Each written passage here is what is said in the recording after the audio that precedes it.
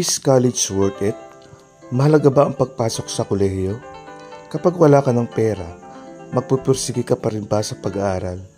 Kapag ang pag-aaral ay nagpapahirap sa iyo sa halip na naghihikayat sa iyo, titigil ka pa ba? Studies have shown that 56% of college students who started at a 4-year college dropout by year 6 of their college career due to various personal and social reasons. Will you persevere or not? Will you give up the opportunity to have the good life? Tatalakayin natin muna ang iyong mga layunin. Set your priorities. Kung ang iyong layunin ay maging matalino at professional, dapat kang magpursige at magsikap para makapagtapos ng pag-aaral.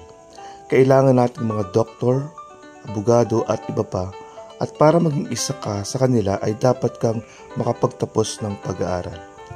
Para maging isang legal na doktor, dapat makakuha ka ng medical degree. Pero, meron naman talaga mga pagbubukod.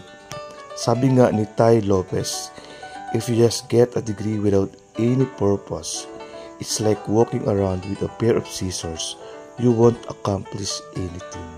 Dapat ka makapagtapos ng pag-aaral kung gusto mong maging isang professional. Pero, gusto mong mag-college para sa business, social media, marketing, stock, trading at iba pa, it's just a waste of time. Ang mga bagay na yan, kung gusto mo talagang matutunan, ay dapat kang pumunta sa mga mentors. People have gone before you.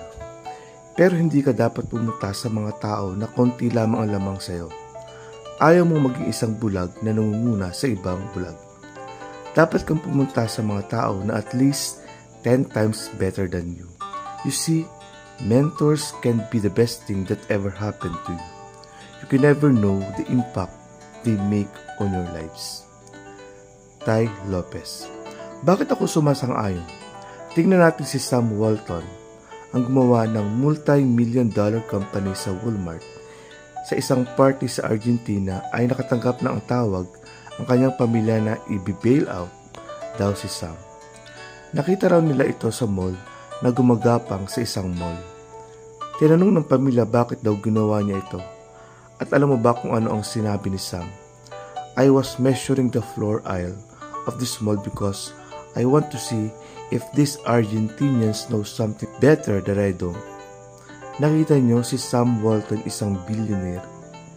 He had been cocky. You see, everything wants that good life, but not everyone's willing to be humble. No matter what status you have in life, always be humble. Marami tayong dahilan para hindi magsikap.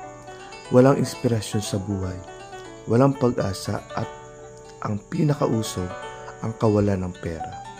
Pero kahit anuman ang sitwasyon mo ngayon, kung gusto mong makamit ang magandang pamumuhay, the good life, ang sekreto dyan ay pagsisikap, pagtsatsaga.